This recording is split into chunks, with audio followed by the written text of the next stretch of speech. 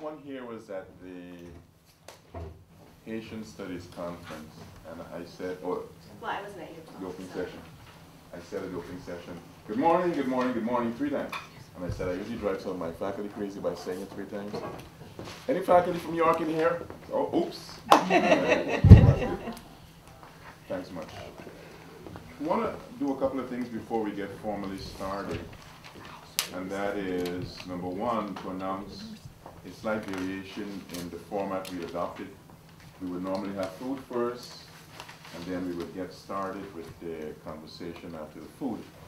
But apparently I requested caviar and expensive stuff. Virtually?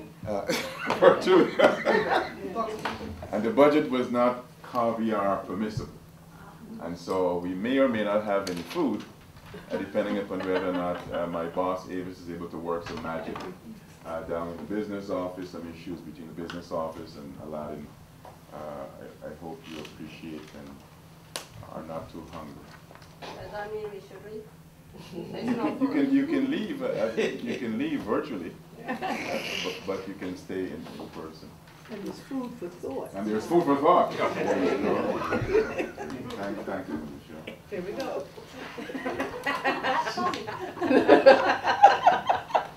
I want to begin where I began with the inaugural conversation, and that is with something that became popular because of Tip O'Neill.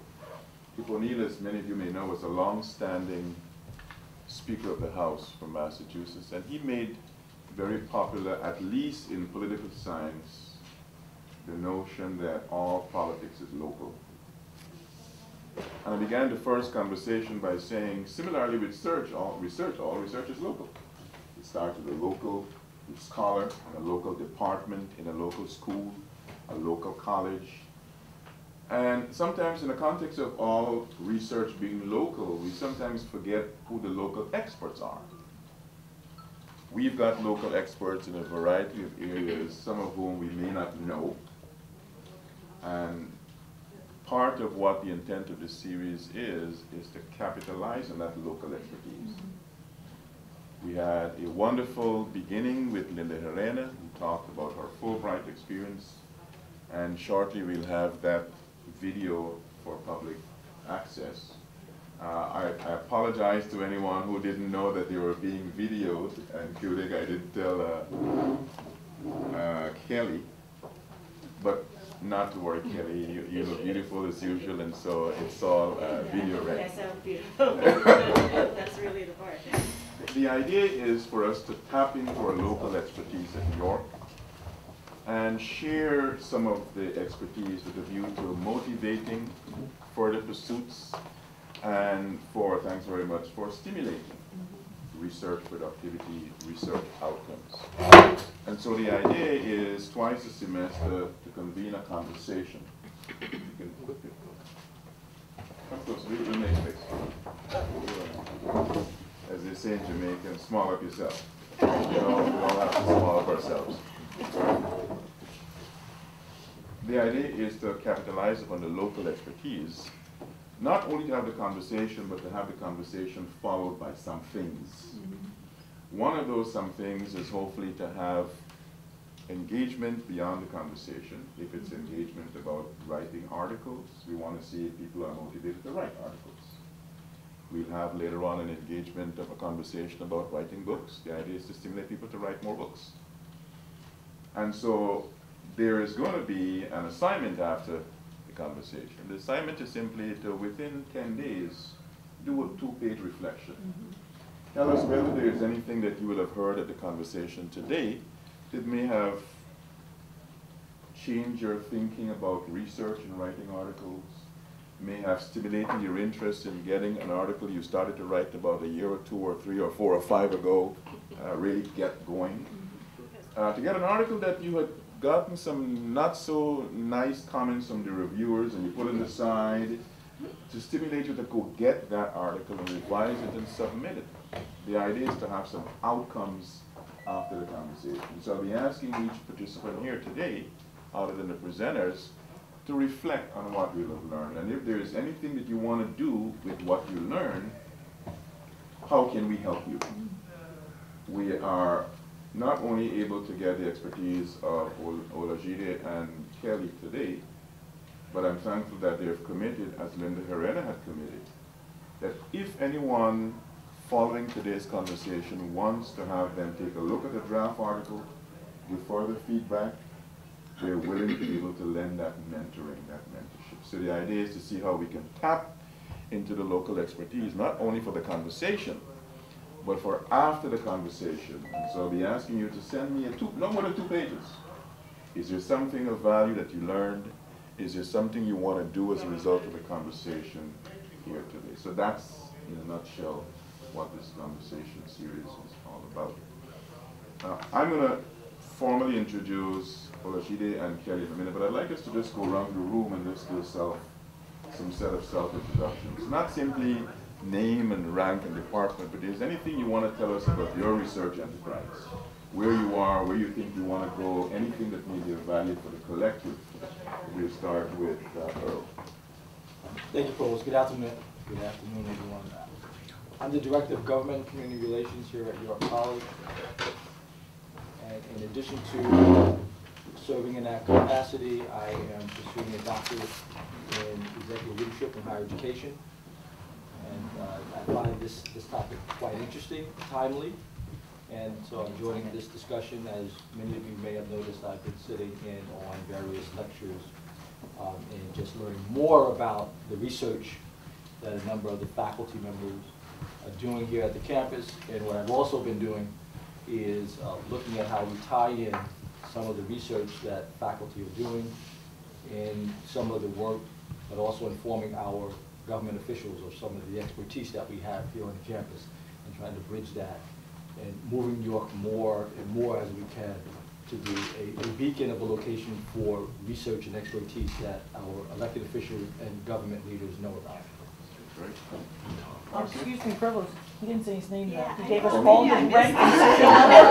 So at the beginning. He didn't? No, you did not. Did anybody hear his name? He started Okay, with you started with your rank. Yes. Okay, go ahead, Earl.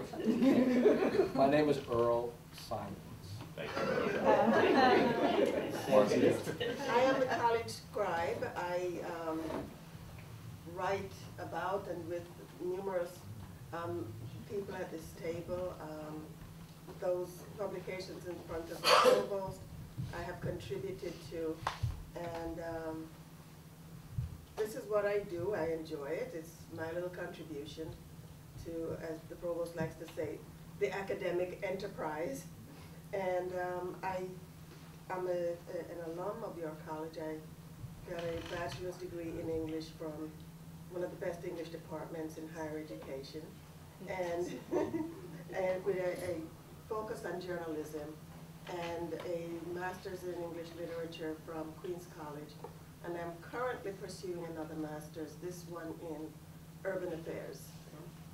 That's it. Okay, excuse me. Another one that also did not say her name. Oh, yeah. Marcia Maxim Comrie. Okay. Good afternoon. My name is Katerina Mokua. I'm a faculty in Behavioral Sciences Department. This is my 5th year here, and my area of research is in clinical psychology. I'd like to try to revolve my research areas, various spin-offs, but the theme is to improve access, quality care to populations that are traditionally underserved. And I think about publication a whole lot, but I'm always looking for opportunities like this to bring it a little bit more upfront and start the momentum again. There's always projects, ideas, oh, I need to write that, I need to get back to this, and just waiting for an opportunity like this just to light the fire a little bit and make it happen. Thanks. Hello, my name is Kristen Davies, also from the Behavioral Sciences Department in the Psychology discipline. This is actually my first semester as an assistant professor. So this is my 3rd year at York. My first 2 years I was a lecturer, but this is my first year in a position where I'm now paid to do research. So I'm really excited about that. My field is in intergroup relations, is my focus. So I went to graduate school on Long Island at Stony Brook University. Did a lot of research looking at how people from different groups, as they become friends, as they form friendships, that changes perspectives towards the other group of this person they're getting to know. And I'm really excited about doing that work here at York, obviously, because we have such a diverse population of students here. And so my goal here is just to learn from you all who have been doing this a little bit longer than I have, and just to get some, some perspective in that sense. Great, thanks. I'm Robin Harper. I'm also from behavioral sciences, but I'm from the other side of the aisle, from the political science discipline. My research is on immigration and citizenship, and I look at it in comparative perspective, from a policy perspective. The regions I normally look at are United States, Germany, and Israel, and I'm hoping to do more comparative work over time, looking at how immigrants experience citizenship, their immigration status, and right now I'm working on a piece that looks at how immigrants imagine time, and that there's immigration time that's functionally different than the standardized time that we all experience. So I'm allowing myself to leave my writing, and I'm really excited to be here to get some ideas about what to do with it. Wow. I'm Linda Michelle Barron. I'm chair of the Department of Teacher Education. And I have been chastising myself over the years for being this creative individual and writing poetry and narratives. And I'm an educator, and I was trying to figure out how I could merge these two parts of myself into production of research or some quality academic writing. And I've been able to kind of carve out a space. And I've gotten something that's been published and 2 others accepted, and I'm feeling very pleased with myself at this point. But it's really been, I've been looking at, we talk about teaching as science and art. And I was saying, how can I bring poetry as pedagogy as a way to expand the definition of teaching into the soul and heart? Ooh. Right. So that's been kind of I get excited about everything, so you just have to know. And it was interesting, I really look at it also in terms of critical literacy and social growth and change.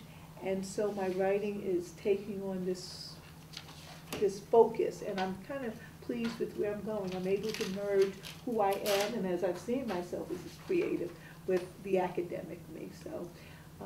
When I saw Cindy's presentation about a month ago, I got inspired again. So I just want you to know I'm looking forward to, even though I can't be here the whole time, to being re-inspired to continue what I've begun. My name is Emily Davidson. I'm the chair of health professions. And my current research interest is in most effective ways to approach teaching second language learners or English language learners professional writing genres. So how can we most effectively get them from where they are with their writing into at least the professional genres of writing, and make them more effective in that? Let's go to Tom and Kevin, and we'll come back to Cindy. Thank you very much. My name is Tom Slavinger. I'm a musician. I'm completing a PhD in ethnomusicology. My subject is jazz and improvised music in Vienna, Austria, from 1971 to 2011. And I'm happy to say that I'm defending a week from Friday.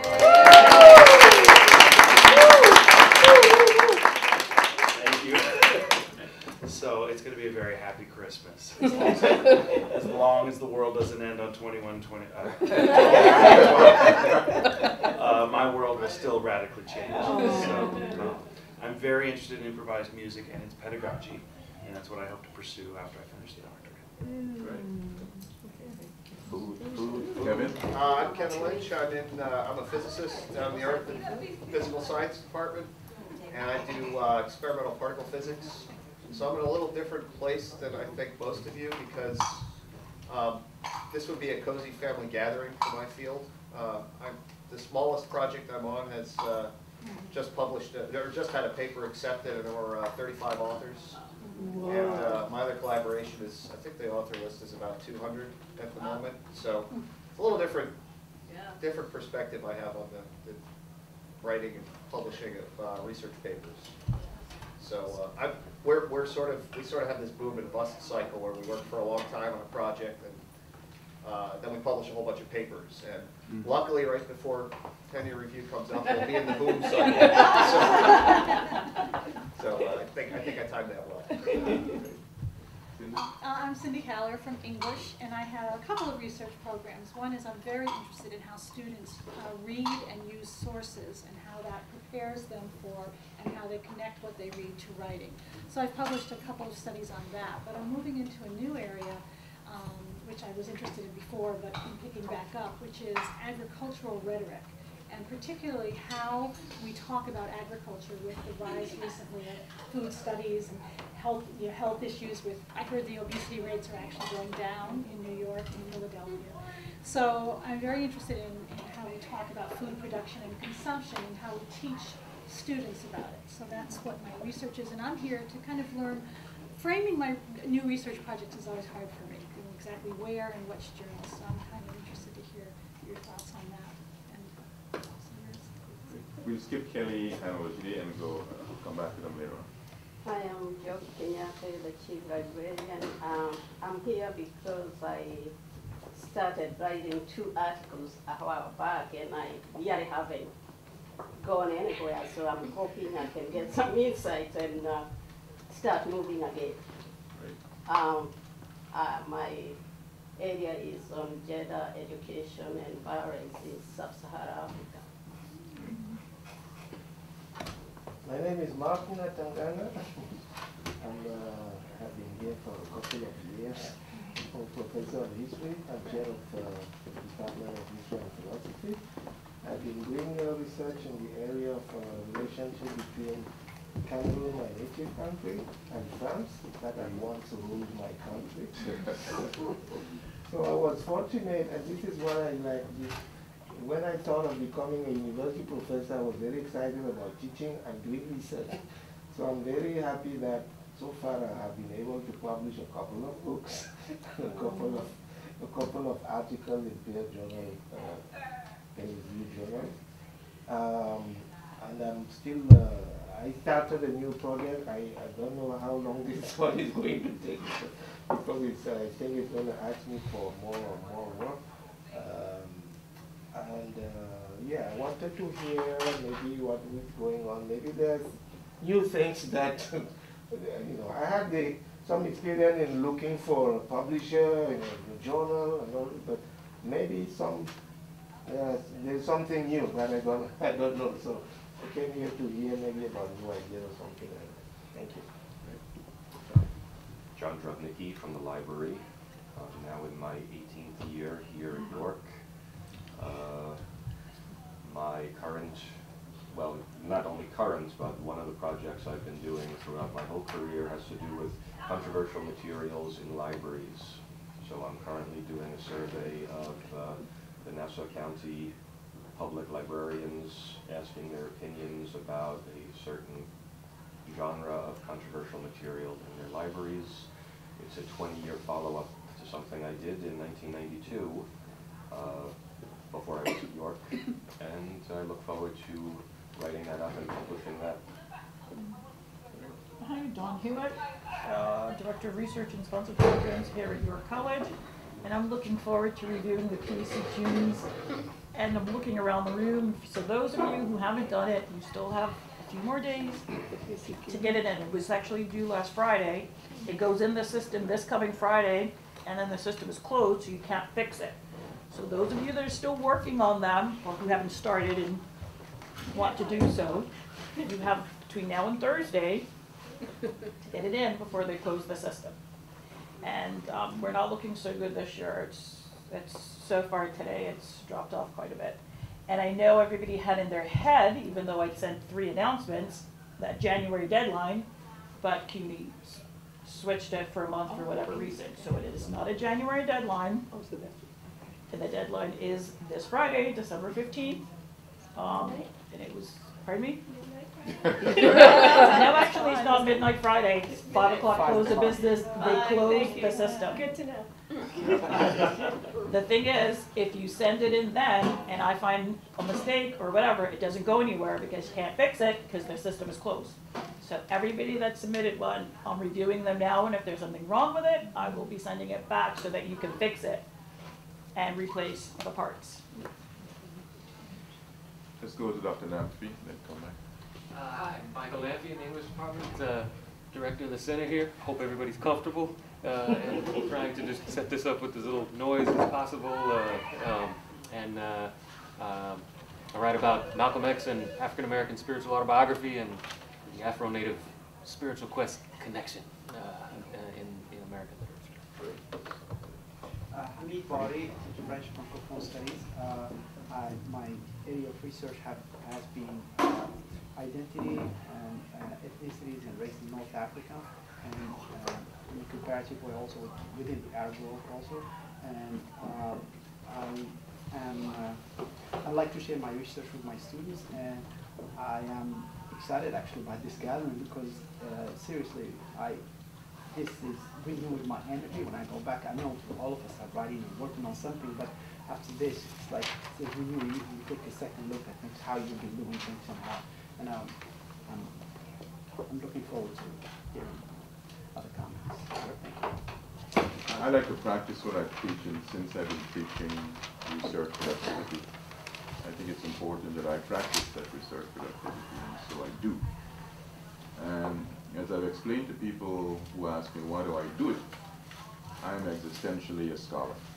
I happen to be, I think, good at administration, but I don't plan to give up the scholarly part. And so I had an opportunity to be invited to deliver a major lecture on Eric Williams. Eric Williams, as many of you know, a distinguished historian, author of several books, The Phenomenal Capitalism and Slavery, which if you haven't read it, I tell our students, if you're a history major or political science major, if you haven't read Capitalism and Slavery before college or grad school, give back that diploma. It was that scholarship that debunked over 1 century of British myth about why they ended slavery. Williams pointed out the copious documentation, having traveled to libraries and archives in Belgium and France and parts of Europe, that the British ended slavery not because of this love for black people. It was uneconomical to maintain it. And he was not only a distinguished scholar, who partly because of his scholarship and what he wrote about, it took 20 years for the British to allow that book to be published in Britain. It was published at the University of North Carolina in 1944, and the British were so embarrassed about what the power of the research was, they refused to let it publish, in spite of all this free speech and academic freedom. It was not until 2 decades later that they allowed that book to be published. Eric Williams was an outstanding student at Oxford. They refused to give him a position there to teach. And so he came to what he called the Oxford for Blacks, Howard University. And he taught at Howard for several years, taught at the University of Puerto Rico, taught in many other places in France, and in parts of Francophone Africa, and turned out to be the first Prime Minister of Trinidad and Tobago. Didn't stop his scholarship.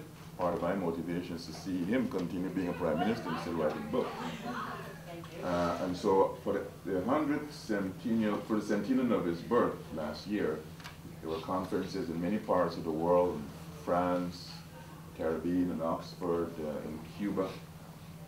And there was a lecture series in Florida, and I was asked to deliver that lecture in Florida.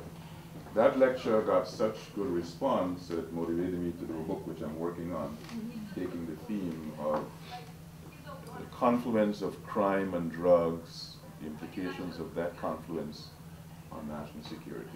So hopefully I'll be able to keep a book party for myself in the not too distant future when that book comes out. I want to go to Olajide and Kelly in 2 parts. I want to ask them to spend 1 minute doing a self-introduction, but then I want to talk a little bit about them in the context of something I want to give to you. So I'm putting them on the spot. I call this the embarrassing your colleagues moment, where, and I'll make a couple of observations before I ask them to talk. Generally, in the academy, particularly if you are not a full professor, there is a reluctance to talk about yourself.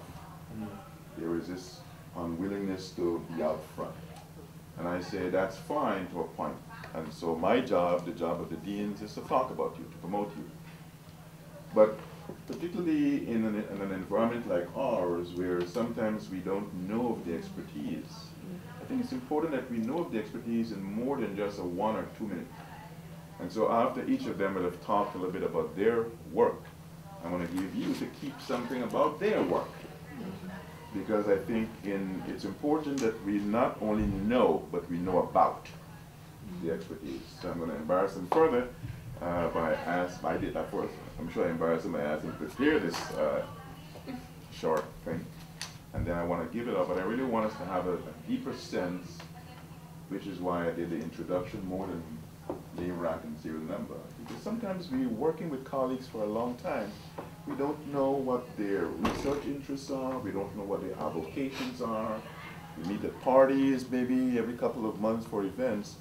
But I think particularly in an environment like ours, where we are in a transition from an old York to a new York, we need to know more about our expertise, and we need to value the expertise that we've got. So let me invite Drs. O and K to say a little bit about themselves, and then I'll give you their short bios. You're presenting first. Thank you, Provost. I want to thank you for the privilege to make presentation to my colleagues. I appreciate that. And I want to thank you because you might not know the words of encouragement from you inspire somebody like myself. I remember 4 years ago when I came to York, in York College 101, and you put out those words, and I'm one of those who picked it up and started running with it. Run. My name is Olajide Oladipo. I'm in Business and Economics Department. My area is in the open macroeconomics, and I focus on development issues. And when we talk about development issues, you're looking at the impact of exchange rates, interest rates, international trade, foreign aid. Is kind of broad issues. And my focus cut across continents. I look at the Africa continent, Latin and Caribbean, Asia. I mean, my focus is global now. I've moved from looking at Africa to all the continents. Apart from that, I've been very active in terms of involvement in international body. Like last week, I was out of the country. International Monetary Fund, World Bank, and African Economic Research. Every year they invite me. They give me grants. I've been working very hard to get grants, and thank God I've been very successful. And not only that, I've been very active in publication.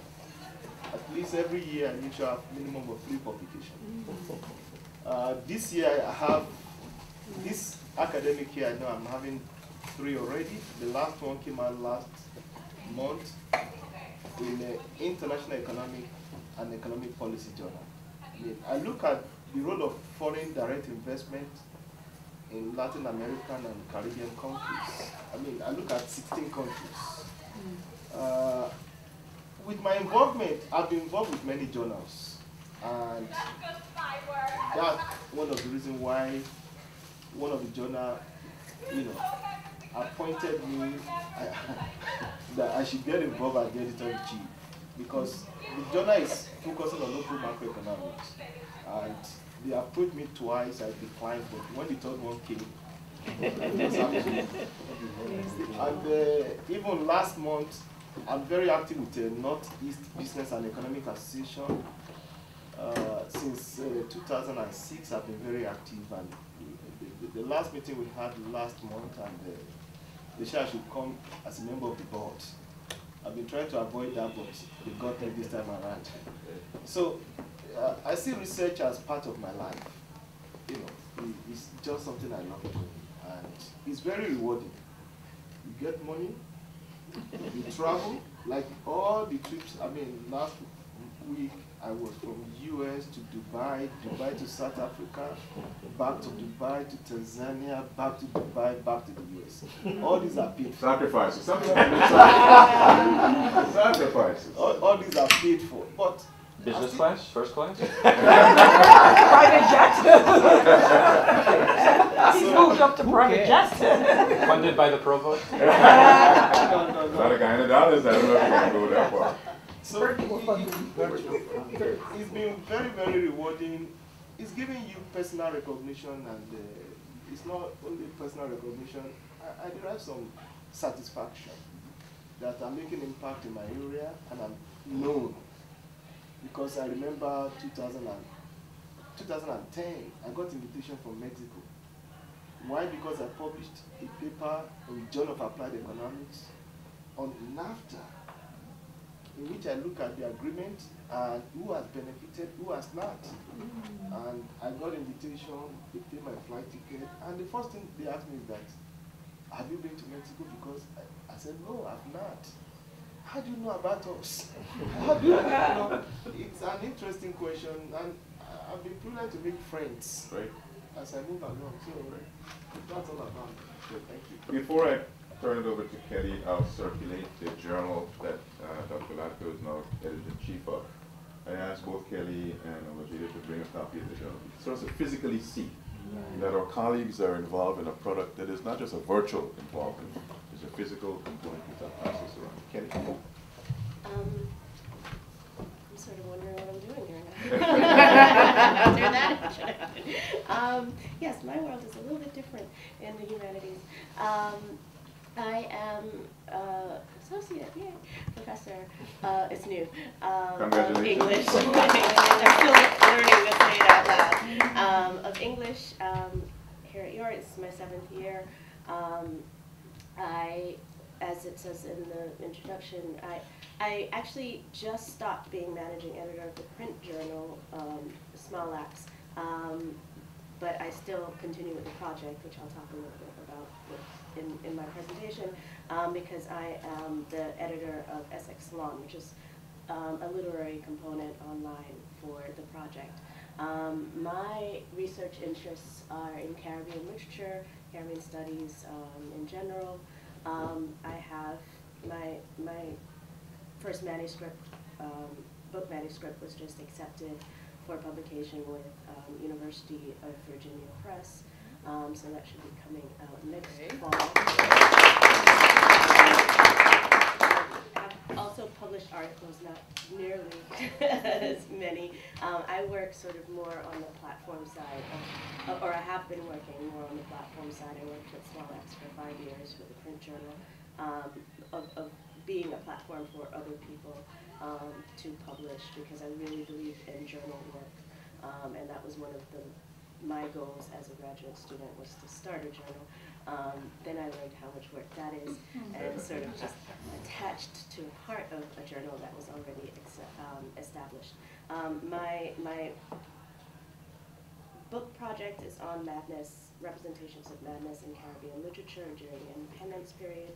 My new project, that's sort of still moving into existence, is on Caribbean cosmologies and how to represent things like time in Caribbean text, time and space, thinking through how that's represented in a textual narrative, and the experiments that authors use to try and grasp that sort of change in time and space, etc., and how we think of the Caribbean. And that's it. And a large project is, part of my time is dealing with Essex law, which I will talk a little bit about. Right. 2 observations, and then I'll pass around Kelly, Small Axe, and the bios of both of them. Then we'll grab some food and come back and continue.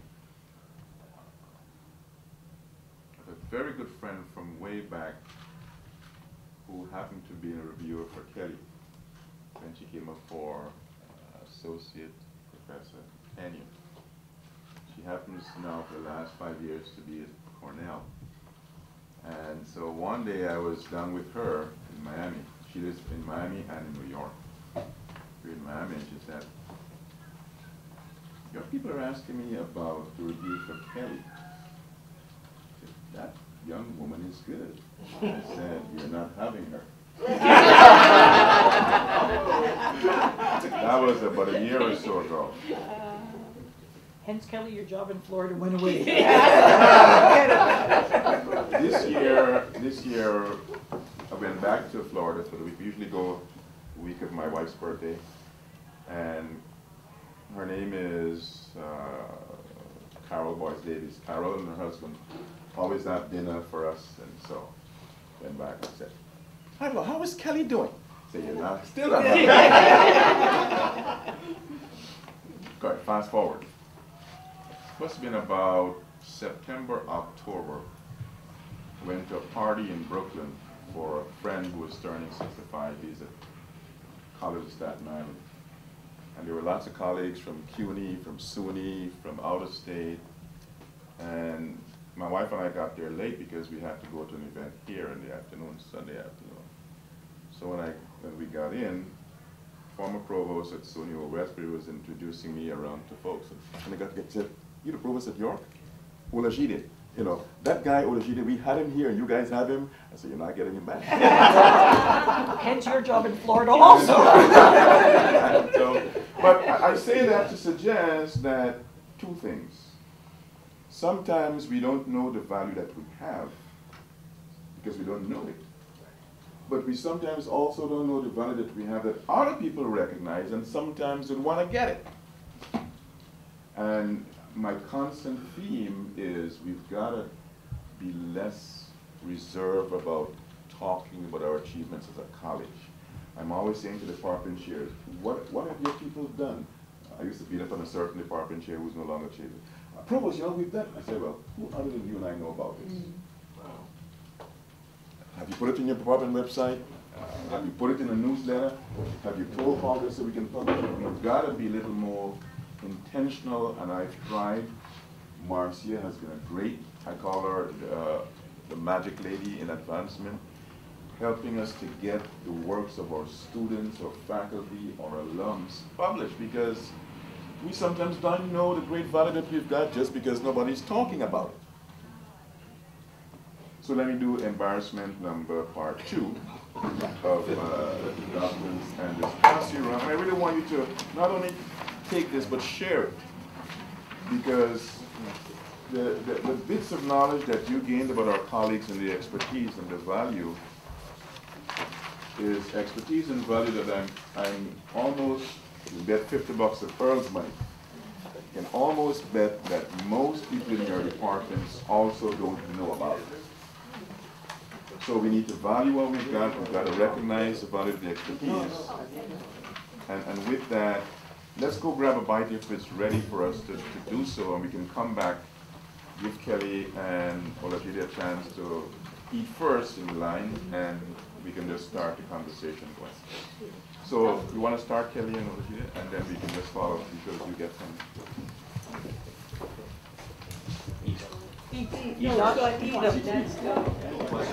Oh, no. And I appreciate everybody here today. Before I start the presentation, let me just show you the, where's the website?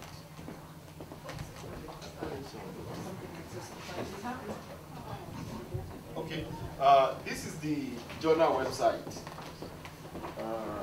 My name right at the top there, and we have many member of editorial board from many countries. You can see it cut across all the continents, quite a lot of people. And these are the people that decided that I should come on board as the editor-in-chief for the journal. Since then, I've been more busy reviewing papers and looking at other issues, representing the journal outside the country. Now, let me quickly go to my presentation. And I want to start with a couple of questions now. And this question is equally for myself. For everything, there needs to be a mission. The college has a mission. Every institution has a mission. Individual, we should have a mission. And for research, I think we should have a mission. What's our mission statement as individual faculty on research? What are our goals? You know, at times it's important we set goals for ourselves, because it is through your goals that you evaluate what you've done, either within the year or 5 years in a row. What are the objectives? Why do you do research? What are the objectives? And why do we need to do research and publish papers? I think if we know why we have to do some stuff, possibly that might motivate us. Because just like when my student asked me, Oladipo, why do I have to know this? I have to tell them that, look, if you get a job, you need these skills. And at times that makes them to connect the classroom with the job they might get in 2 or 3 years' time. Now, the mission statement, personally for me, is to obtain a national, if not international reputation for high quality work in the area of specialization. It's important we're known. It's very important we're known. It's very rewarding if you're known. It's very, very rewarding. You have more friends. You have more support. Very, very important. Now, goals and objectives. Now, I would like to publish in many places, but I want more international now, because that ensures a kind of wider coverage, wider audience. And I want my paper to have more impact. You know, we might start with a kind of local impact in our own, you know, state, United States, you know, outside the United States. So in terms of focus, we want to think about what kind of impact what you're writing we have. That might be your goal. Then the next objectives. I have about 3 or 4 objectives. I know you might have more. I want to have influence within my area of specialty and develop strong social network in my field. This is very important to me, and I'm sure the same thing for you. Not only that, it enhances your career. Just like the provost said that he went to a meeting, a colleague is asking after me, and I'm sure every day they ask after me. I get email, look, this or that. But it helps, you know, it makes you more marketable, you enjoy it, you know. That people are even asking for you, you should be happy about that. So, you know, it's very important. And they ask for you because they know what you're doing. They see what you're doing, they hear about what you're doing. Not only that, I want to improve the theory and practice in my area. I'm in a business field, economics field. This is a dynamic field that keeps changing. Right now, we're in a global recession. Before this, we're a kind of go part. Everybody's well off in the country. But now we're back. It's like a cycle, a business cycle. We have the up, we have the down.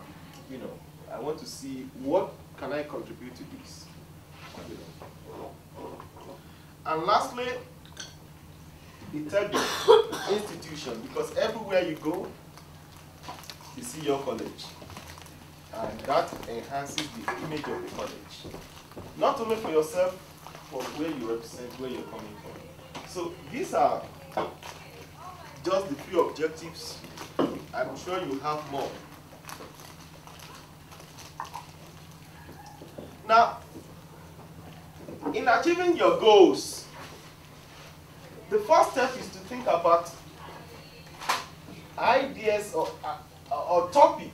You know, every research starts with an idea or a topic, or even from a discussion about a particular issue.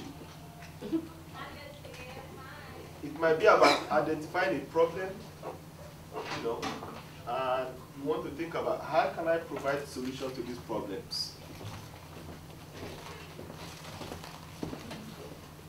You might see gap in the literature. You know, you read a particular literature and you find that, look, why people are not talking about this? That might be a gap you want to fill. From that you can get a topic, the research topic.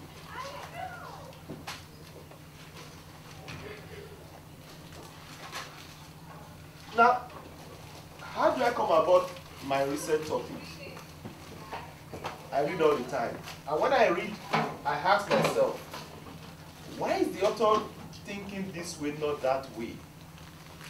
That's always the question I pose anytime I'm reading a paper, a journal. Not only that, I want to see, are there other way we can discuss this issue? Has this issue been discussed for other continents, other countries? I mean, when we read, we need to ask questions, because from these questions come about the topic, come about the focus of your research. So these are things that, you know, I look through. At times, you might look at a paper that collected data on the Caribbean. You want to see, can I collect data on Latin America? You know, you might want to replicate similar study for another country. So there are so many topics out there, and there are so many issues out there that you can look at.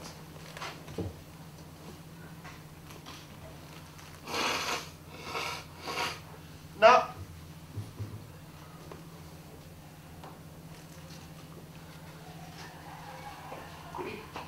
as a potential author, it's always important to take the first step. And the first step is to share whatever you have done. You might want to share in a conference, very, very important, or in a departmental seminar. Like in the School of Business now, we have a seminar in which my colleagues are presenting and presenting, and that might lead to collaboration, you know, shaping of ideas, topics, you know. Or you might want to go to regional or national meetings to share what you think about or what you are writing about. And this has a kind of halo effect of, you know, on whatever you do, you know. And from this you get feedback from colleagues. It might be positive, it might be negative, but you're going to get feedback. And we should be very receptive. We should be very, very, because if you're not receptive in this kind of trade, you might not be successful. You need to be very, very receptive. People will tell you what you think is great, and I tell you, hey, you know what, you have not started. It happens. It happens. It happens. You need to be very receptive. We look at publishing options and the author's consideration. Now, you might want to do it by yourself, just alone by yourself. You might want to do it by someone else, you know, a kind of collaboration. So you've got to define how you want to do about it. Can you do it by yourself alone? Do you need somebody you think might be better off to do it together with you? It's part of things you want to talk about or think about. Now, where are you going to publish it? Is it in a single referred journal or double-blind referred journal? They have different standards. And it's important you have this at the back of your mind. Where are you putting it at the end of the day? Do you want to look at a kind of local journal, national journal, or international journal? I think it depends on the topic. There are some topic that you want to put right out there in the international scene. And if you're thinking about international scene, you must think about writing about a topic that we have a kind of wider coverage. Like when I published the one that came out last month, International Economics and Economic Policy. If you say international, you can't discuss just Queens. I mean, but when I'm talking about Caribbeans, I mean about 10 countries from Caribbeans, and I'm talking about Latin America, and you're talking about 16, 18 countries. I think you have a wider coverage at that point. I don't know if you want to take questions or comments as you go, or you want folks to keep them for the end. Maybe, please feel free to ask me, stop me and Yeah, I have a class at 2. Okay. Okay. You have a question? No, she recommends for the end, so we'll do both yours and hers and then take comments. Now, as an editor, what are my expectations? If you send a paper, a journal article to International Economics and Finance, the paper comes directly to me. And as the editor-in-chief, I want to see, the paper, does it have findings that are original? You know, is there anything new about this paper?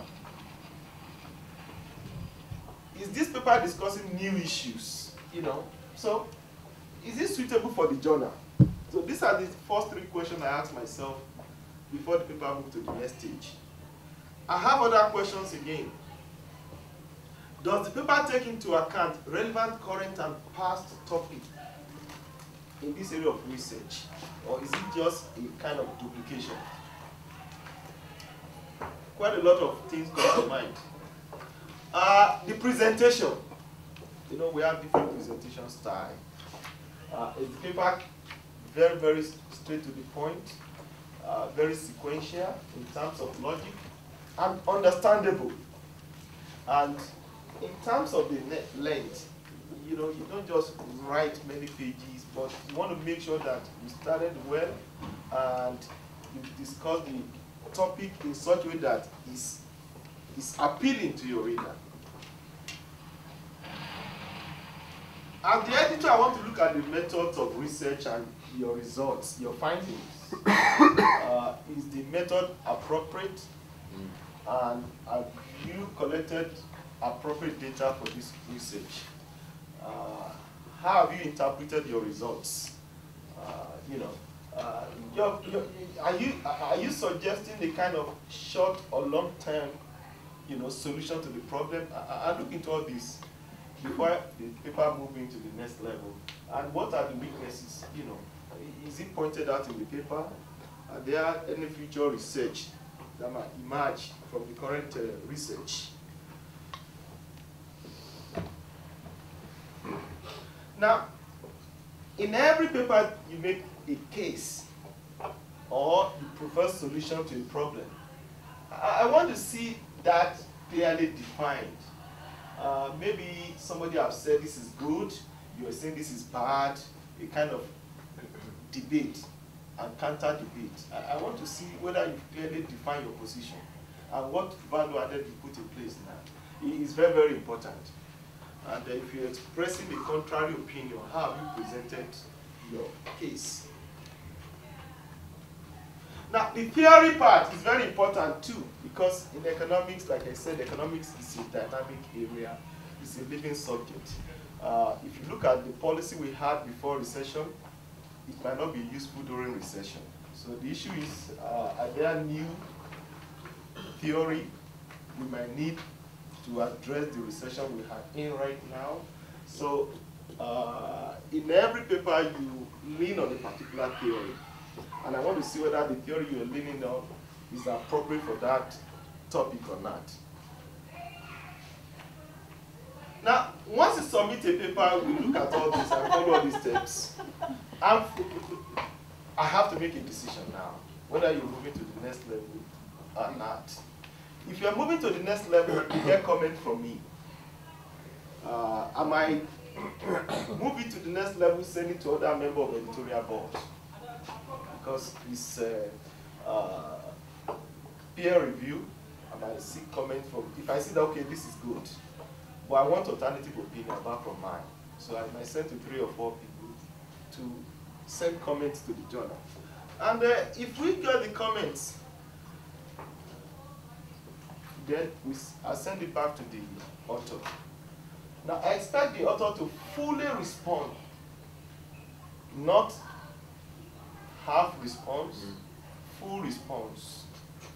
You know, just tell us what you want to do, how you want to address those comments. And at that point, there are 2 decisions. The paper might be accepted or rejected. Because the point is to support the author. But in supporting the author, we give comments, suggestions that will take the paper to where it should be. And it's left to the author to accept or reject those comments. So if you accept those comments, then we want a full response, because at the end of the day, when you are submitting, you have to tell us what you have done differently, what value you've added, how you responded to those comments. We want to see.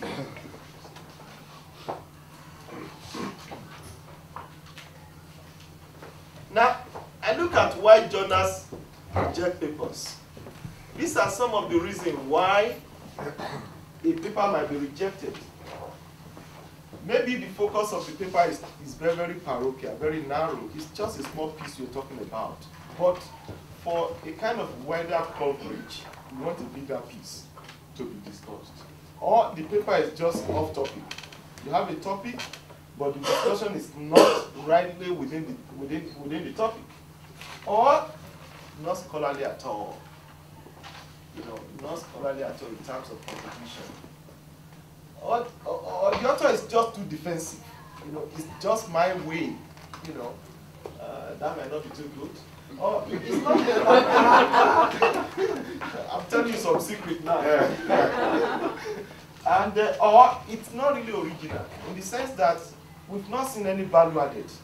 I mean, we've not seen any value added. We've had to, if you look at foreign direct investment, go online, so many papers on foreign direct investment. The question is, what value are you adding to that area of discussion? Now, maybe the paper is poorly structured. You know, in every paper we expect an introduction, and within the introduction you want to justify that topic.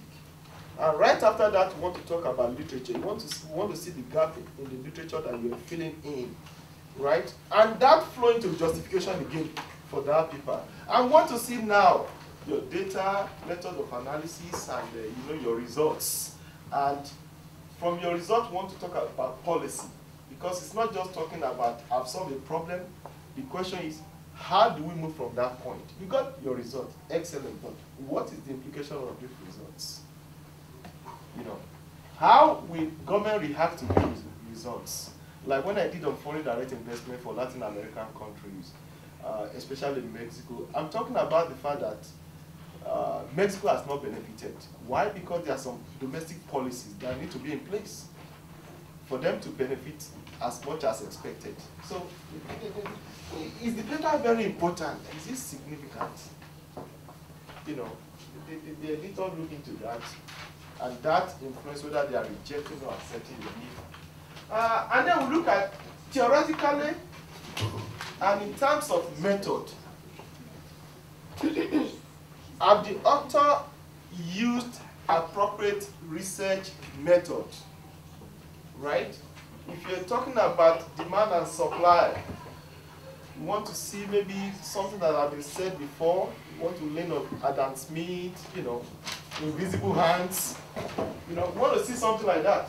And we want to see, you know, like the people always encourage us. Even when I write, I finished writing, I send it to about 3 colleagues. I have a friend in the IMF, International Monetary Fund. That's the first person, Charles. It's my classmate. I said to him, I need comments. Because don't think you're just everything.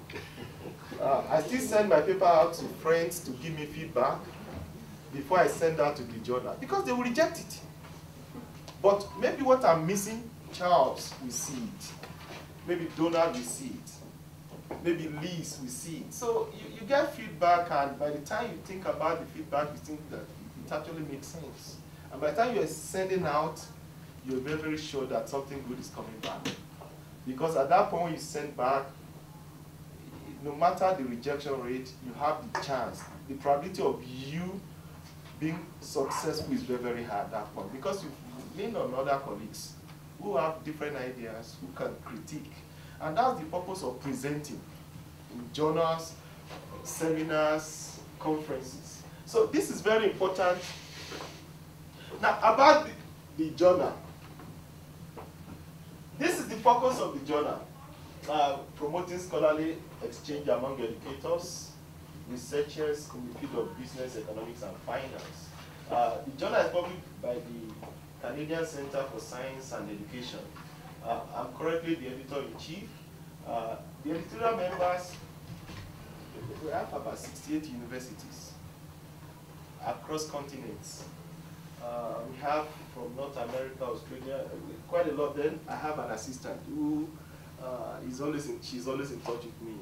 What next to do, anywhere I have, is either through email or phone call. And I have this point. You don't need special traits, genes, or motivation to write a lot, or to publish a lot. Productive writing involves addressing the power of habits. It's an habit. Everywhere I go, I think about what should I write next. I pick up a journal on the flight. I said, look, I can do something different from this person. And I put it down in my writing part. That's the next topic. So it's very, very important. It's just what you do and you love doing. Wendy said this. Successful academic writers do not wait for inspiration. They do not wait on the last minute. So you can see that it's a continuous process. They do not wait for big blocks of time, because at times we say we have no time. But you have 24 hours. The question I ask myself before I go to bed is, what have I done? I mean, I hold myself accountable. Provost doesn't have to hold me. That would be a bigger one. So I better hold myself now. And not only that, I don't have to wait for the P&B. I just do my stuff. And when the P&B, when they are meeting, I'm sleeping. Because I've done my stuff. Are you allowed to sleep? What's this for sleeping? What's sleeping going on in the sky? So it's very important that we make plans for writing every day and stick to it. You have to plan for it. It's not coming if you don't plan for it. And once you start, you will never stop. Why? Because it's very, very rewarding. You get grants. You're happy to see your paper with your name out there. For the benefit of the colleagues who came in afterwards, we'll hear from Kelly, and then we'll have questions and comments afterwards. But feel free to grab a bite while you're sitting. But it reflected a certain impact of Ivor Griffith's work. I was on vacation in Jamaica with my wife, and I'd made a pledge to her not to go on the laptop for at least a couple of days. That's a good one. That's a good pledge. But I sneaked in after dinner, and I took a look, and I saw there was some email. This email from a name I didn't know, I just ignored it. And then 2 days later on, there was the email again. This was a person trying to reach me desperately to ask for an original copy of something I had written in 1995 in a United Nations publication. So I sent it to our chief librarian, and I said, I don't have it, and I'm not accessible on campus. Let me send it to our chief librarian, and maybe she can help. This was about June last year. Later on, months later on, chief librarian came to tell me what this was all about. And it was somebody who had plagiarized what I'd written in 1995, about whom there was an investigation. This was a grad student in Iran who wanted to get the original version of what I'd written in 1995, because he said the professor had assigned this thing in grad school. They'd read it years ago, but he was now seeing it in Farsi. The guy just took my writing, translated it into Farsi, and so that prompted an investigation of this professor. I said it was a kind of a double-edged. It was flattering to know that you're being imitated, but imitated because of somebody plagiarizing your work. It's a kind of a indirect way of showing the impact. I completely forgot about this thing I'd written. And he said, you wrote something in 1995. I wrote a lot of things I've written. So that was a filler while we were trying to get Kelly. Thank you. Mine will be fairly quick, so we can have time for questions. I'm actually we didn't get time to sort of collaborate and see who would talk about what, but it turns out that there is not a lot of overlap, because I sort of went thinking that you would have already have your article done. And now what happens after that? So I just wanted to start out, the provost asked us to say a little something about our journals. I don't think it's, from what I've heard of your projects, I'm not sure that Small Axe is a journal for you, but just so you know what Small Axe is, if you find yourself working in Caribbean studies, we're an interdisciplinary journal, so we don't do sort of hard science stuff, but if you have a narrative of your science, we do that. We do a lot of visual arts lately, because we had an Andy Warhol, 2 Andy Warhol fellowships recently to sort of support Caribbean art. And then, so Small Axe is a project, of which the journal that was passed around is the most visible component. The project was inaugurated with the print journal in 1997, and we take our name from the Jamaican proverb popularized by Bob Marley that states, "If you are a big tree, we are a small axe." And the proverb suggests that a small axe is an instrument of criticism for bigger things. And this is what our journal and our project aims to be, a small axe in the field of Caribbean studies. The journal just is about to publish its 40th issue, and we're published by Duke. The project has recently launched Essexalon, which is my baby. It's a Small Axe literary platform, so we have discussion articles, reviews of new books, interviews with authors and people in publishing, and it's sort of, because Caribbean studies is such an interdisciplinary field, although this is a literary platform and I try to stay within that as much as possible, we have sort of a broad range here, especially because Small Axe is so well known in the field for being interdisciplinary, but we also have poetry and prose. We did 10 in, when was that? August, and I'm working on 11 right now, which will be a special issue on the fiction of independence. And we try to take advantage of the online. It's not the Essexalon is not a full-length journal, in the sense that the articles here are a lot shorter because it's online. And we want to sort of catch not only academics, but also intellectuals who are not in the academic field and people who are just interested in Caribbean studies. So I try to bring the writing a little bit down and less staid, and also take advantage of the online format. We also have a literary competition that we run annually. So we have we're well known in the field, and we see ourselves as, and I feel like journals in general should see themselves this way, and probably they all do, providing a forum for other academics who are interested in the work that the journal is promoting. And also, we understand the needs of the professoriate, and that you have to publish, and so we'd like to be that venue as well. So that's a little bit about us. So I'll put it back to the pretty front page and just sit down and talk. And I'm just getting over a cold, so there's a little nasality. I apologize.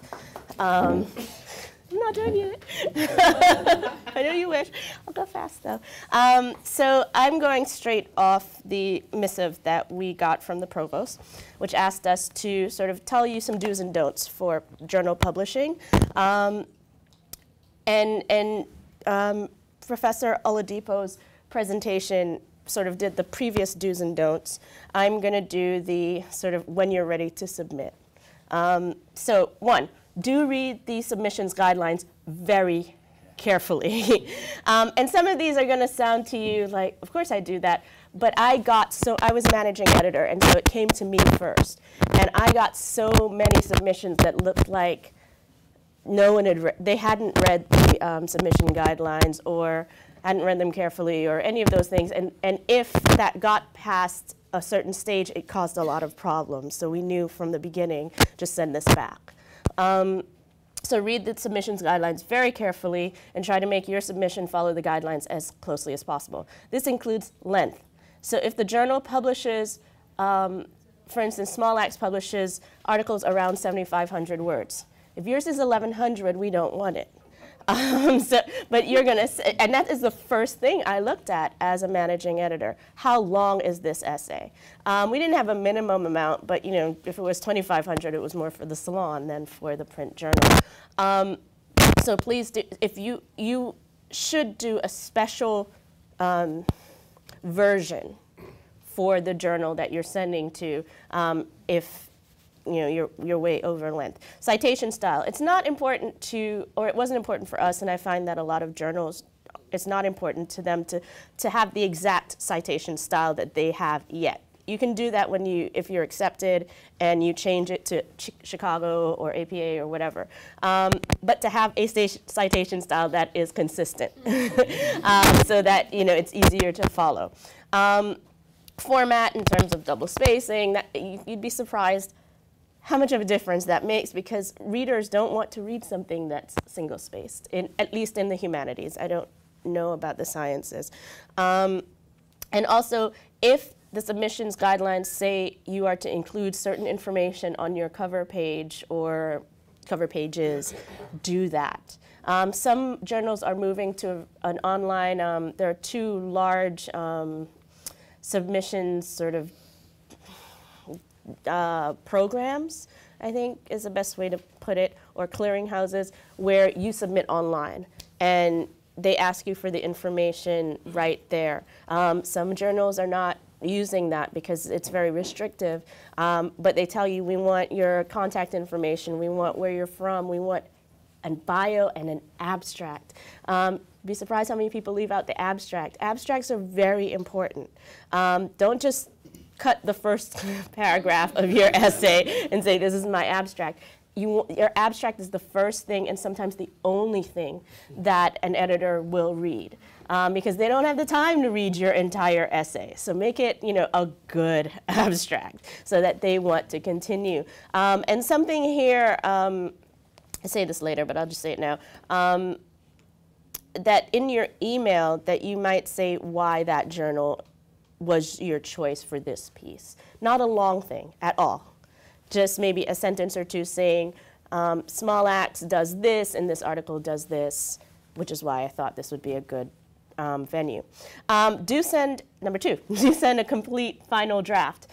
Be sure to check that the version you're sending is finished, and contains no editing notes. So when you send it to Charles at the IMF and he sends it back with notes in it, make sure that that's not the version you send.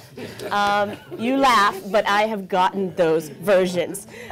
So make sure that your version is clean, there are no track changes, no comments, notes, etc. It's quite easy to confuse versions of an article, so make sure that the one you are sending before you press send is the one you want to send. And that you're not sending another email 3 days later, oh, sorry, this is the one that I meant to send. Yes. 3, do not send multiple submissions without first informing. I'm not sure if I'm using multiple submissions correctly, but what I mean is if you send the same article to different places. So inform each journal if you're doing that, because of course you may need a publication or need an answer fast. But some journals do not do that, because journal resources are very, very slim. Chair of the department, full-time job, but also editor-in-chief. He doesn't want to be spending his time on an article that is being looked at somewhere else and may get snapped up somewhere else first. So if the journal you really want does not accept multiple submissions, just do that one. If you don't, you have sort of an array and some of them do, then maybe you go with those, but you tell them that this is what's happening. Because it is, let's see, we don't want to use, reviewer resources are also very slim, because people, you have to ask them very nicely, can you review this for us? Because at least in our world, I don't know in your world, we don't get paid. So to review things, it just is a line on our CV, and we're helping further the field. So we don't want to, as journal editorial boards, don't want to use those resources on something that they know is also being reviewed somewhere else, which might make you think, oh, then I shouldn't tell them. But should you need to pull it because it's been accepted somewhere else, you have burned that bridge. And your career is not over. You want to go back to that place, so you don't want to burn that bridge. On that note, to combine the last 2 points, don't send a draft to a journal with another journal's name. You laugh, but it happens where it still says the name in the, on the title or in the header. When you send your submission, don't send a generic email, as I said earlier. Send something that's really targeted to, it doesn't take long, and it shouldn't be long, just something that says, I've thought about this and this is where I want to send it. 4, do network. Network. At conferences, scan the schedule or bios to see if other participants are connected to journals that you're interested in publishing with. I'm not saying you should stalk. Just make their acquaintance, shake their hand, maybe, you know, have hopefully a good conversation, maybe. If it doesn't happen, it doesn't happen. Don't push it, but at some point it will happen if you're doing this. In this way, you can later contact them about your work and in connection to the journal. And maybe you don't, if they don't ask for it right away, you don't send the work just to them. You just contact them about the work. Often editors or people on the editorial board will directly ask you to send something if they saw your presentation and are interested in your work. Remember, this is a two-way street. Journals want your work, want good work. And so they're also looking when they're at conferences. Also, now that you're on their radar, you may be asked to be a reviewer, which I mentioned earlier. If you plan to submit to this journal, try to say yes and try to do a good job. If it's not possible for you to do a good job within the time allotted, simply ask for an extension, and if they can't give you that, just decline, but indicate that you're open to reviewing at another time. While the quality of your work is what will impact the decision the most, there are lots of little things that can sway editors if they are on the fence about something, about your work, and a good relationship with you is one of these things that can sway them towards acceptance or towards working with you. If sometimes a piece is just not quite publishable yet, and the editor is well versed in the field and knows, well, this direction, they need to push it more in this direction. They'll be willing to work with you if they have a relationship with you already. If they don't know who you are, they're not gonna. So it's not saying you have to know them, but sort of if you've already had a relationship with the journal, that helps. After you've submitted your work, so everything's happened, you've read submission guidelines, etc., give the journal time to respond. Again, full-time jobs, who knows how often the editorial board meets, or what type of editorial board they have. Sometimes it is a shoestring operation in the back of a large journal. So just give them some time, give about a month, and then check in if you've not received an acknowledgement. Just a check-in, not a where is, you know, just a, you know, I sent this on this date, I'm just checking in to see where in the process I might be. So often you'll just get a nice note from someone like I was for Small X, the managing editor, saying, we haven't met about it yet, or it's, oh sorry, I was supposed to send you a notice, I didn't, something like that. Checking in you want to tread the line between sort of forgetting about it altogether and hoping it's in the universe's hands and being a pest. So about, you know, 5, because being a pest doesn't help either. So about 5 or so weeks, if you haven't heard, it's out for a review. Every 5 or so weeks, just checking in, what's happening. I just want to know. It's okay if you're up for tenure to tell them, I'm up for tenure and this is why I'm checking. Most of the people on editorial boards have been in your position or are in your position. They know what it means. And so they will try their best. There's still a system, but they'll try their best to say, this needs a faster answer. We can't forget about this. But also because we have full-time jobs, some things can slip through the cracks. But so you don't want to just leave it. Let's see.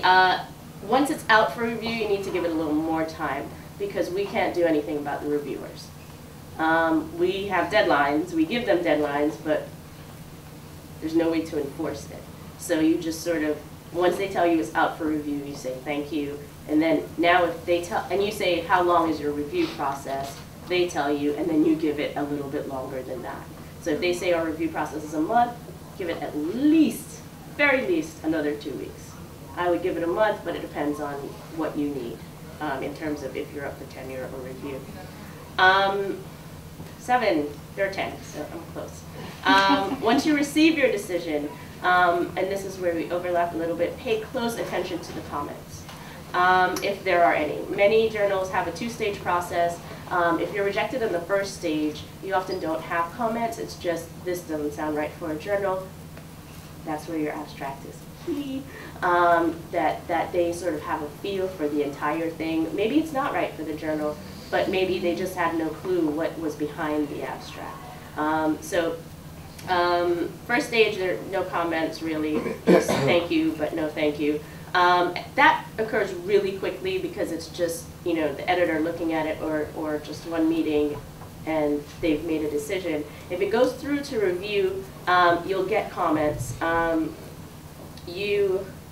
If you are rejected at this stage after the peer review, thank the journal for their time and effort for the review, which you will take into consideration when revising for another journal. That's it. 1 line, 2 lines maybe. Just acknowledge you've received it and thank you, because you may be submitting to them again in the future. Don't blast them or the reviewers. It's okay to ask for clarification on a point, especially if that point comes from the editor. If it comes from a reviewer, it may not, the editor may not be able to clarify either. You know, but don't argue. Don't say, didn't they see? So I just don't do that. Let it go. Send to another journal. Maybe there's a reason they didn't see it. If the decision is revise and resubmit, which a lot of journals have, there's something here, but. Decide whether you agree enough with the but to revise as requested. Because it's a good thing and a bad thing, revise and resubmit, because it means they're interested, but it also means you could spend a lot more time on this and still get rejected. So make sure that you agree with the things that the comments that you've gotten, or at least, you know, you can't agree with all of them, but agree with the main ones. If you believe that the changes will make your article better, then indicate to the journal that you will be resubmitting. Let them know. Often they give you a deadline by which to let them know, but just let them know you will be, and follow whatever directions are given for this process, which are different from the submissions process. So maybe you might have to write a letter that says, I've addressed these things and not these things, and that's why. Just sort of, different journals are different. You decide, you pay attention to that. And then if the decision is accepted with revisions, revise and resubmit will likely go back to the original reviewers. So keep that in mind when revising. That they've asked these people to review it for a reason, and so they'll be sending it back to those people. If accept with revisions or you get a conditional acceptance, chances are your revised article will be staying in-house, and the editor will be making the decision based on what the reviewers said before and how you've changed. It means your article was really close but not quite, and the editor can make that decision. In all cases, be sure to make deadlines or request extensions as soon as it appears that you may not be able to make the deadline. Because things are slotted per issue, and you don't want an editor to have this space in their journal because your article was supposed to go there, and you weren't finished with your revisions. So those are the do's and don'ts that I could come up with, and a few things I wish we were asked. A few things we wish we had known early in publishing days, just networking. I'll just cut it down. So that they can be time for questions. Networking was I did not know that networking was so key in academia. I thought academia was, you know, I get to be in my room and write and not have to talk to people except my students. It turns out that you want to go to, I mean, we don't have lots of money to go to lots of conferences in our field, but I have one that I know this is the conference I need to go to because the key players for what I want to do are often there. And so I go to that one. And move, you know, heaven and earth to go to that one, because then that gives me, you know, then Carol Boyce Davies can say, what about Kelly? Because I've seen her at 3 different conferences and presented, you know, in front of her or things like that. So those are things, networking was just so much more key than I thought. And that's it. Right. Just on the following, I'm going to make a couple of comments that tie together some observations made and some of the introductory comments I heard. And I want to begin with the issue of multiple authors. It was raised by Kevin, but I want to come back to something Dr. Oladipo said in 2 respects. There are some disciplines where the norm is collaboration and joint publication. There's, and mostly in the sciences, some of the allied health. There are some fields where it's mostly sole authorship. I would say that whether you are in the sciences or allied health or whatever area you are in, if the norm in that area is to do collaborative publishing, co-publishing, establish a parallel track of sole authorship. In other words, have your own stuff as well. Don't only do the collaborative. My second point on that is, particularly when you're doing collaborative where it's not the norm and there aren't protocols, decide before you get involved with 2 or 3 or 4 or 5 people who's going to do what by when, and how the order of the names will appear for the publication. There are some disciplines, there are some journals that have protocols. Some don't. Some projects you've got to figure it out yourself. I'm just cautioning you if you haven't been there before. Figure out those, particularly because sometimes I've seen friendships wrecked.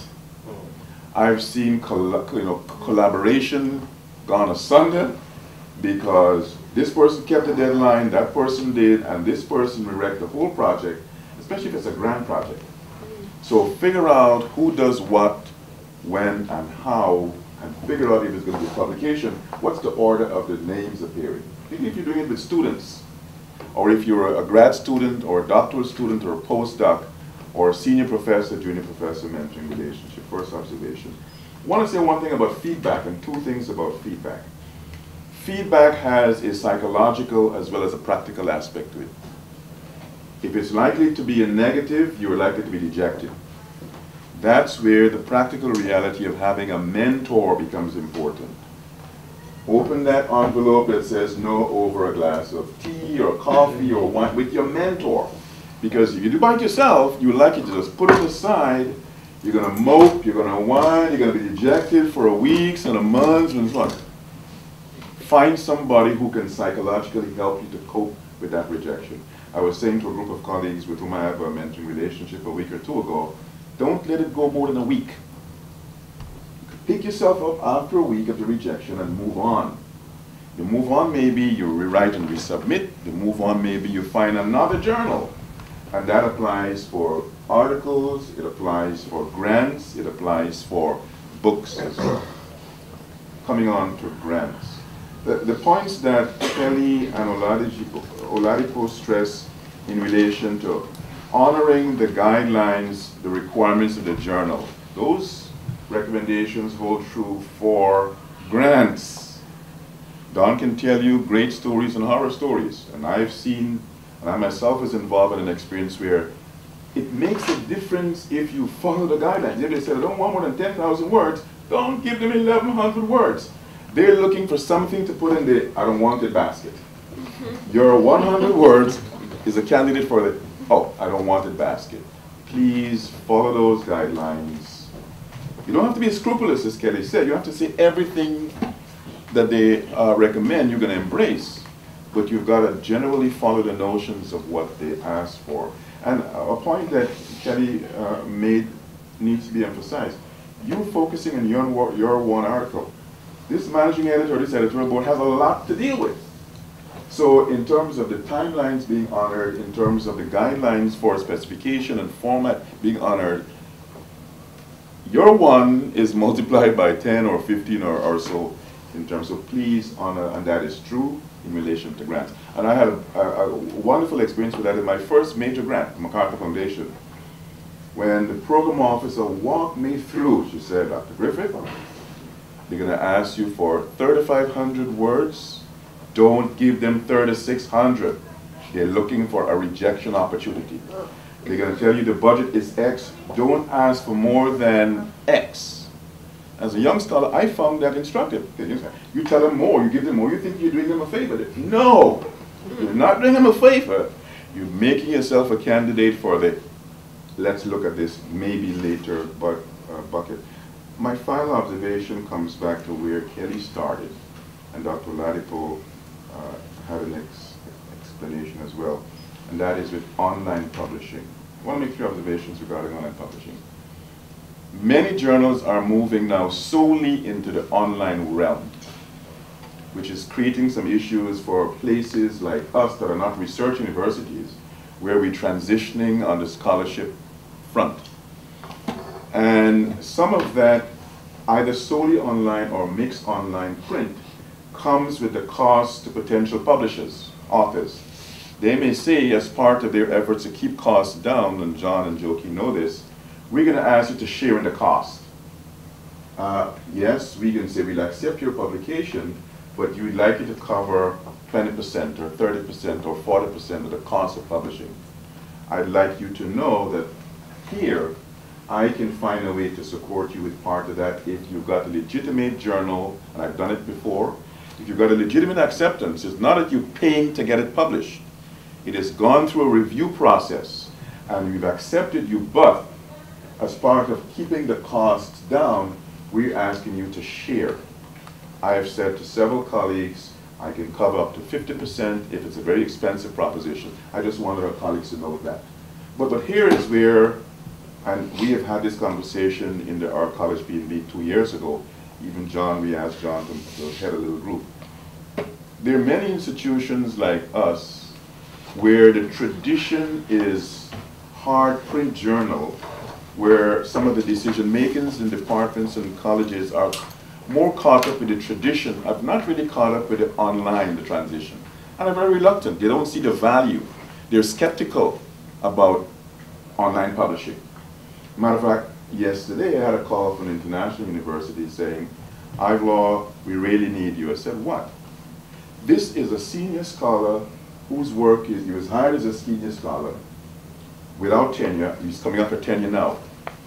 The people who are looking at some of his material are finding 2 realities. Most of his publishing in the last 5 years have been online. Most of the people reviewing him don't know this online stuff. And so they're having reservations about seeing any value. Some of what he's published is in national security. They say, Ivelaw, we know you publish in both. We would like you as an external reviewer just to give the word. I say this to say, and we've had a conversation at College P&B, part of what we're experiencing as York is that educational transition in department P&Bs, where the P&B members may not have published a lot in online, but now you're getting into the online conversation, and you've got to find a way to help educate your P&B, and the value of the chief librarian in the college P&B is wonderful. It's a reality that we're all facing, and different institutions are facing them at different times. Notwithstanding the absence of our presenters, I'd like us to have a conversation of things that we think we can value, benefit from the presentations, and then we're going to wind up with the assignment. I'll tell you what the assignment is. Okay, before we go to that, another thing, and I know, some of you will come to me and will say, the college can't afford to help you publish, how do you get publications? The PSC CUNY is the perfect avenue for publication costs. They pay for publications. A PhD CUNY lasts 1 year. First of all, you have a year to prepare so you know if you're doing something. And if you are awarded a PhD CUNY grant, the grant is there for a year. And it will cover, there are 3 elements to it. Great. The up to 3,500, the second tier up to 6,000, the top tier up to 12,000. So that's an avenue for anybody working on something and looking for the funds for publication. Great, right. Comments, questions that you can feed back to Kelly and Oladi? Provost? Sure. One of the things I wanted to ask Kelly or Ola was, in that list of reasons why Oladipo sometimes rejects manuscripts, one thing he didn't mention, which I wanted to ask about, was suppose they've published too much on that subject recently. You know, have they ever passed on a high-quality, terrific article, say on Cameroon, because 2 issues ago they already published an article on Cameroon, and they don't want to become Cameroon-focused. You know, they don't want to be pigeonholed. So do they ever reject something because they've published a little too much on the subject recently? Or sometimes authors, when they're looking for a journal to publish their research in, they'll look and see, well, what journal has published articles in that field? But if a journal has published too many articles in that field recently, are they shooting themselves in the foot by submitting to that journal? Should they be submitting to journals that haven't published in that field? Okay. I'll pass that question on to him. The question I have is about query letters. I can never say this word, query letters. Is it, how do editors feel about it? You know, if we send an email with kind of the abstract along with the saying, this is the work that this is an article we're preparing. We think it would be a wonderful match or a good match with your publication. Is this a good time? Because that's the very question I have, is what if they've had too many submissions along similar lines? How do editors feel about it? Is it a nuisance to get these emails, or is it useful to be able to have that chance to say, nope, nope, don't do it, we've had too many of these, and so it saves them time in the long run? I'll pass that on as well, but I can give you a feedback on both because I've had a chance to serve in the editorial board of journals myself. The first response would be yes. You may be reluctant to have an inundation of a certain subject or topic if it is not a journal specializing in a region. Let's say it's a journal of West African history or a journal of East African history, where the prominence of the issue of Cameroon in the field is known. They may be amenable to publishing more than one on the particular subject, but I think generally there would be reluctance to have too much of the same. I would say in relation to that question, it wouldn't hurt to send it. All they can do is not respond or tell you that it wouldn't hurt. Of course, you don't want, Kelly say, you don't want to make it too lengthy. You want to make it a quick query. Anything else? Martin? I'm sorry, Robin, and then Martin. I guess I'm really curious about how you maximize the chance that it's the right journal. And that even if you're reading the style and you say this goes with the style and it's this kind, they do this kind of analysis, and my paper has this kind of analysis and everything else, or this is a discussion that they've been having and it builds on it. Sometimes you get the feeling that maybe it's not, you know, you want to know it's the right journal. You don't want to waste, in my experience, it's not been a month. It's been more like 5 and 6 months sometimes. You don't want to waste the time. So I would invite other colleagues to comment, but I'll give you 2 comments in that question. I don't know that there is any such thing as the right journal for any subject. I think that there are appropriate journals for any one of us, depending upon A, where we are in our career, B, the field that we're publishing on the impact and value of journal X on that field as opposed to journal Y. But here is where I would encourage all of us, even those of us who may be full professors or senior scholars, there is a kind of an inverse relationship between rejection and value. the more valuable journals, the big name journals, have a higher rejection rate. Over your career, you should decide that you want to get published there.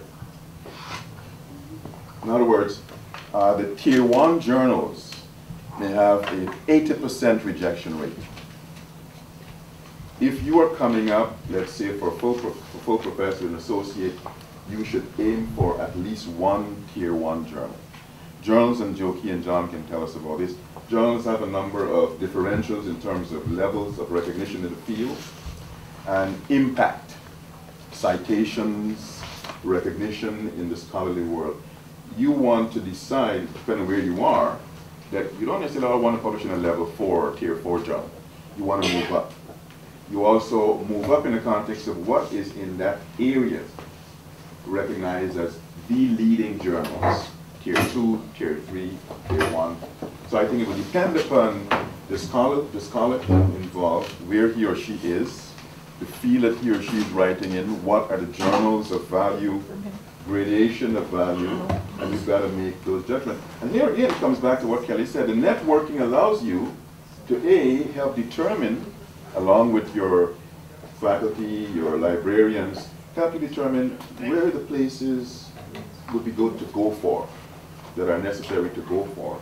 And the potential for acceptance is a function not only of what you write and what you say, but who's looking at what you're writing and who's looking at what you're saying, and to what extent they may, even if your name sometimes is not on the manuscript, we can find ways to know who's writing what, especially if it's a fairly small field, a regional field, or even if it's an interdisciplinary field. So that networking value can have payoffs. You're moving from a tier 2 to a tier 1 journal where the rejection rate is high. There may be a cluster of 100 scholars who have an impact in accepting. So John, Joe, I don't know if anybody else wants to add anything or more. Yeah. Okay. Yes, I want to comment on that also. I think one of the first, this is what I was doing, is that... Martin, can I ask you to hold, before Katarina go and anybody else leaves, I just want to remind us of what my request is. Send to Dawn within 2 weeks, maximum 2 pages of reflection. Is there anything from this session that you find valuable, might influence what you do? And Dawn and I are going to look at it, and we may want to follow up with you to be sure that if you've got a project you want to take to the next level, writing, rewriting, resubmitting, keep in mind that both Kelly and Olajide are willing to serve as mentors, give you feedback, not write this stuff for you, not revise it for you, but give you tips. Keep in mind that. Sorry, Mark.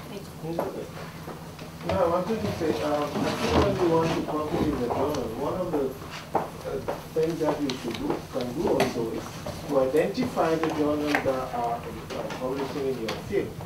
For example, I want to publish something, basically this is African history. I'm going to look at African Studies Review, Journal of African History, Canadian Journal of African Studies, things like that. And it's also good to actually view the journal, see what is their style, and then you have a sense of what, you read some of the articles in there, oh, this looks like what I'm doing, or this doesn't look like what I'm doing. So from there, you're going to start to check some of the journals that you want, that you might be interested in. And another thing that I personally always consider is if your article, your work is rejected, do not just get discouraged that, okay, I can't do this. No, it's fine. You move to another journal and try to have it. So some of the things that I think are important that I have been doing also, maybe I'm a stubborn guy, but sometimes I got rejected sometimes with comments where, or sometimes they ask me for major revision. I did not want to do that, because one of the things that what I think sometimes is, my work is my work, this is the way I want to present it. Sometimes they tell you, oh, maybe you should add this, maybe you should add that. I don't want to do it. I look for another publisher who would accept it. And that did work for me. So sometimes it's like that. Sometimes they argue for minor revision. I did that also, where like Dr. Oladipo was saying. They're going to tell you about some errors, about it. If it's minor and you want to do it, it's fine. If it's major and you don't, you still want to do the major changes, fine. But you don't want to do the major changes, look for another journal. You know, I think, you know. The only question I have that they was mainly from what I also experienced in the past, it always takes a longer time for an article to be published in a journal than to publish a book. And I would, I think it's once it is even accepted. I'm not talking about even the whole process. So I wanted to ask them if they had an idea why that happened, because I'm just being curious. I have a question. How many times are too many times to be rejected and to call it quits? Or should you keep on going? Never quit. Never quit, exactly. Never quit, first thing. You've got to be appreciative of the fact that you've got feedback, all of which you may not like. Benefit from the feedback. Talk with colleagues, talk to a mentor, talk to mentors, maybe revise, as Martin said, resubmit, or submit someplace else. But the notion of quitting should be a non-negotiable. Shouldn't quit. Let me end on two notes. One, tell you what the third conversation in the spring will be all about. And that conversation will be successful publishing of books. We're going to hear from Dana Fusco, who edited a book recently, Advancing Youth Work, Rutledge.